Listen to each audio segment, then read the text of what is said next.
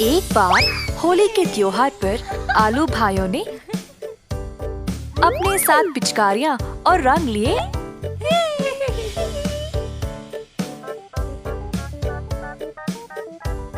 और बैंगन के पास गए।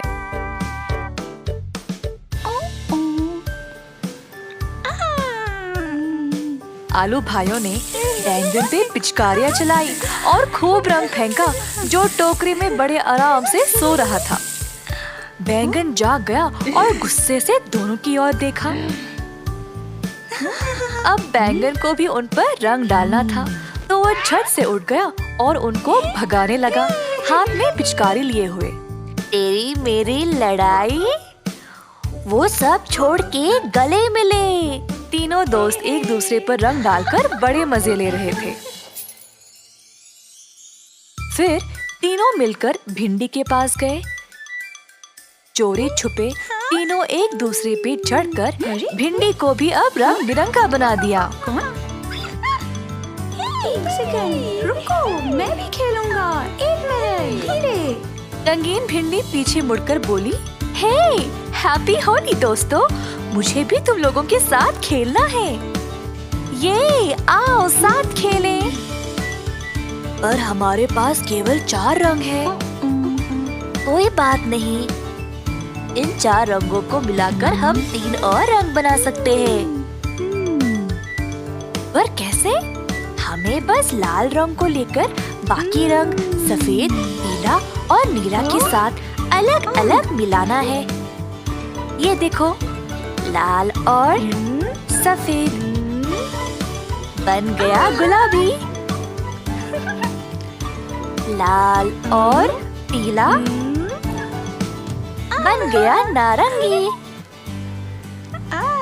और लाल और नीला बन गया बैंगनी। वाह, कमाल है। चलो अब इन रंगों के साथ खूब मजे करेंगे।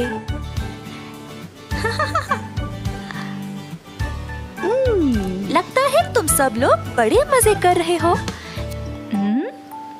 वैसे तुमको पता है क्या कि होली का त्योहार क्यों मनाया जाता है? हाँ, होली, जिसको हम रंगों का त्योहार कहते हैं, पूर्णिमा के समय पर मनाया जाता है। कई प्रकार के रंग और पानी एक दूसरे पर डालते हैं, गाना बैंड बाजा के साथ साथ, जो बुराई पर अच्छाई की जीत का प्रतीक है। हाँ, और होली के रंग फूलों से बनाए जाते हैं, जो कुदरती है और हमारी त्वचा को भी हानि नहीं पहुंचाते, क्योंकि इसमें कोई रसायन नहीं है। होली के त्योहार के पीछे एक कहानी है। एक अभिमानी महाराजा हिरण्यकशिपु की, उनकी अनोखी शक्तियों के कारण उनको यह भ्रम था कि वही भगवान है। सबके ऊपर जोर डालते थे कि उन्हीं की पूजा की जाए। हालांकि महाराजा के खुद का पुत्र प्रहलादा इस बात के विरुद्ध था। फिर प्रहलादा की बुआ होलिका ने उसको छल से अपने साथ चिता में बिठा लिया, दंड के रूप में महाराज के विरुद्ध जाने पर। होलिका ने सुरक्षात्मक दुपट्टा ओढ़ा हुआ था, परंतु आग के जलते ही दुपट्टा प्रहलादा पे लिपट गया और होलिका उस आग में जलकर नाश हो गई। उसी समय विष्णु भगवान प्रकट हुए और हिरण्यकशिपु का भी अंत कर दिया। होलिका को जलाने वाली आग हिरण्यकशिपु पर प्रहलादा की और बुराई पर अच्छाई की प्रतीकात्मक जीत की याद दिलाता है। हाँ, और होली के त्योहार पर सब लोग रंगीन पानी में भीगकर राधा और कृष्ण भगवान का अमर प्रेम के जश्न को भी मनाते हैं। वाह, होली के पीछे इतनी बड़ी कहानी। केवल यही नहीं, होली सजीवता और तीव्रता का त्योहार भी है। यह एक बहुत रमणीय त्योहार है। यह क्षमा का दिन है, दोस्ती का दिन है और समानता का दिन। आप सबको होली की शुभकामनाएं। जादुई घड़ा। एक गांव में चंद्रा नामक एक आदमी रहता था। वह एक अमीर परिवार से था, परंतु उसने अपने परिवार की सारी संपत्ति खो दी। इस नुकसान के कारण वह अपने गांव के पास वाली जमीन पर अपने परिवार के साथ बस गया, जहां वो खुद सब्जी उगाता था।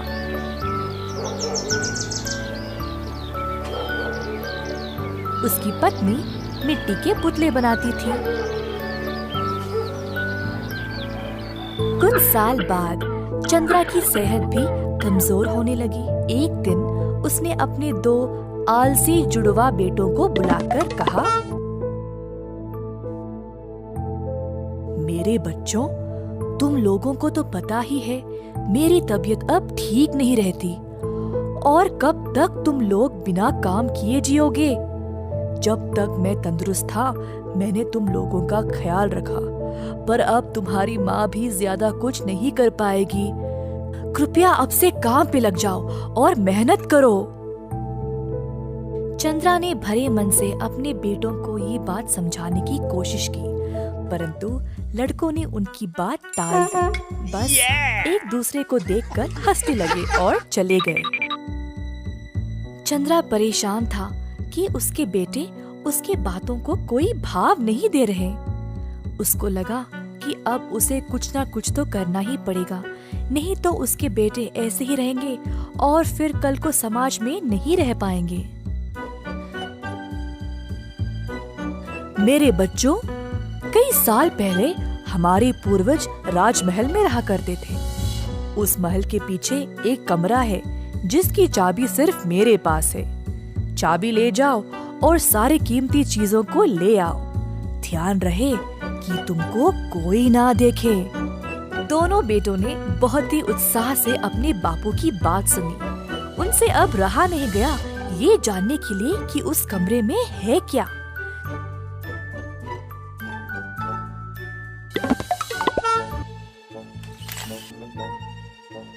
जब वे वहां पहुंचे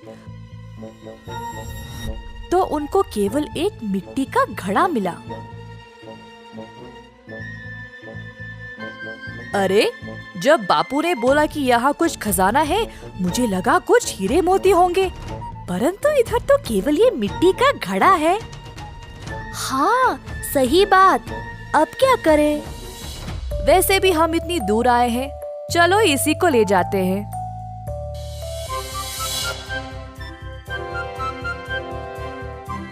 लड़के घर वापस आए घड़े के साथ और अपने बापू को सौंप दिया। ये मिट्टी का घड़ा बहुत ही अनोखा है।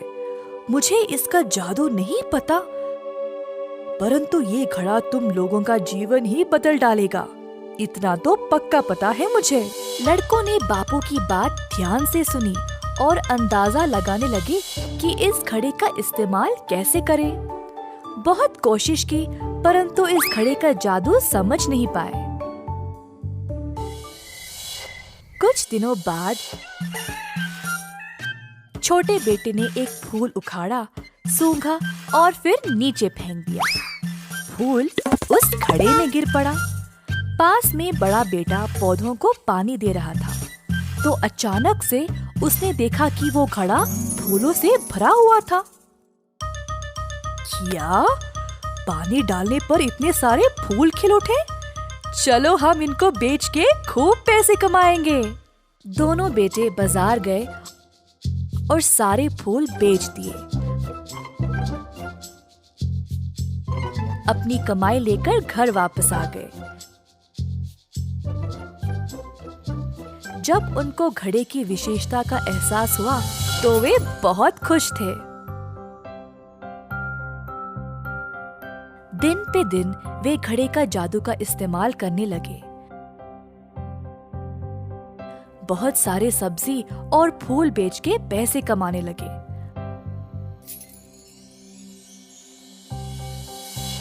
परंतु उन्होंने समझदारी से उन पैसों को नहीं संभाला। कुछ दिन और गुजर गए ऐसे ही पैसे रद्दी करते करते। उनको घड़े की जादू की आदत पड़ गई और इसी चक्कर में बाकी सब्जी और पौधों को नजरअंदाज कर दिया। चंद्रा ने देखा कि उनके बेटों का व्यवहार दिन पे दिन बिगड़ रहा था। तो एक दिन उन्होंने उस घड़े को छिपा दिया।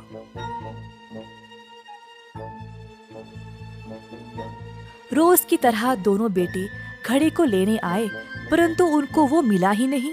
हर जगह ढूंढा, तब भी नहीं मिला। उनको एहसास हुआ कि पैसे के बिना जीवन कितना कष्ट है।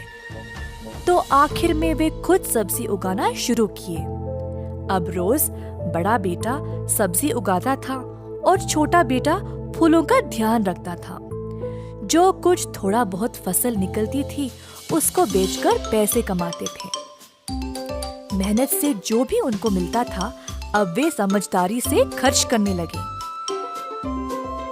चंद्रा ने अपने बेटों में सकारात्मक बदलाव देखकर उनको वो जादुई घड़ा वापस कर दिया।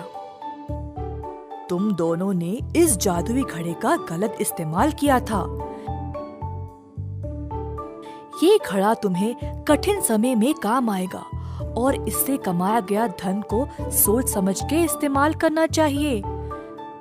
मैंने तुम दोनों का व्यवहार देखकर तुम्हें सीख देना चाहा था, इसीलिए मैंने ही इस घड़े को छुपाया। अब तुम लोग समझदार हो गए हो, इसीलिए तुम्हें ये वापस सौंप रहा हूँ। भविष्य में इसका उपयोग बुद्धिमानी से करना।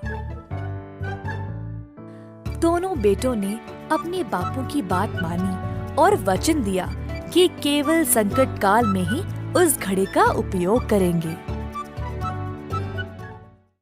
जादुई कुआं। कई साल पहले एक छोटे से गांव में था एक जमींदार अरविंद नाम का। वे बहुत अनुशासित थे। हर रोज सवेरे मुर्गे के कुकड़कू बोलते समय ही जाग जाते थे।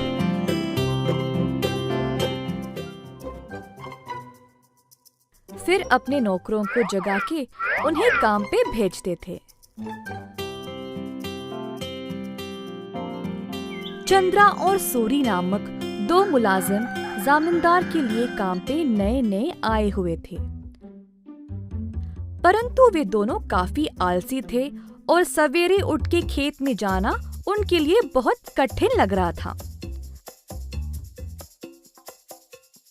दोनों एक कुएं के पास सोते थे। एक दिन चंद्रा ने सूरी से कहा, हाय रे, हर रोज सवेरे जाग के जाना बहुत ही कठिन काम है ना। सूरी को भी ऐसा ही लगा। हाँ चंद्रा, परंतु हम करे तो क्या करे, मुर्गे के कुकड़कू से ही जमींदार जी जाग जाते हैं। अरविंद जी ने इन दोनों का व्यवहार ध्यान से और चुपचाप से जांचा। आखिरकार उन्होंने एक दिन उन दोनों को सबक सिखाना चाहा। एक दिन जब दोनों सो रहे थे, कुएं के अंदर से आवाज आई, सूरी, कितनी देर और सोओगे? उठो और काम पे निकलो। सूरी को नींद में ही आवाज सुनाई दी और वो अचानक से जाग गया। बाजू देखा तो चंद्रा आराम से सो रहा है। सूरी को समझ नहीं आया कि ये आवाज कहाँ से आई। बुरा सपना मान के वो फिर से सो गया। अगले दिन की बात है और दोनों उसी कुएं के पास सोए थे। इस बार कुएं वाली आवाज चंद्रा को सुनाई दी। वो भी अचानक से जाग गया। आसपास देखा तो सूरी आराम से सोया था।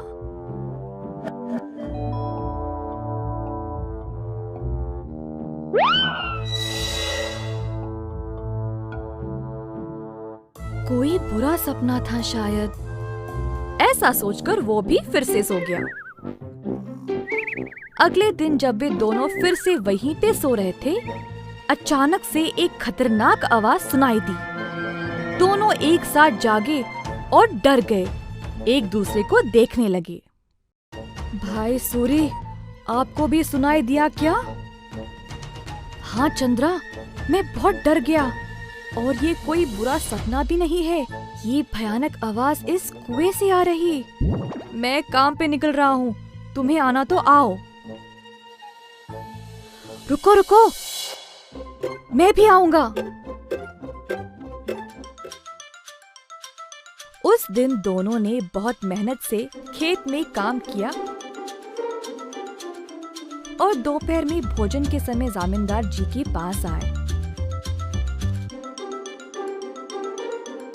खाना खाते समय दोनों की शक्ल पे सिर्फ परेशानी लिखी हुई थी। जमींदार जी ने पूछा कि हुआ क्या। चंद्रा और सूरी ने सारी घटना सुनाई। ये सुनकर जमींदार जोर जोर से हंसने लगे।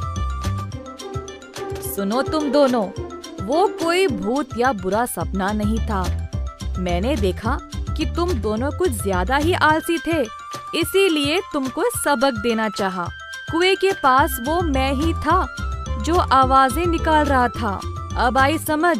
अब से ये सुस्ती छोड़ो और ठीक से काम करो। उस दिन से सूरी और चंद्रा ने अपनी आलस्य छोड़ा और खेत पर पूरी मेहनत से काम किया। अच्छे से अपनी रोजी रोटी कमाई और खुशी से जीवन बिताया।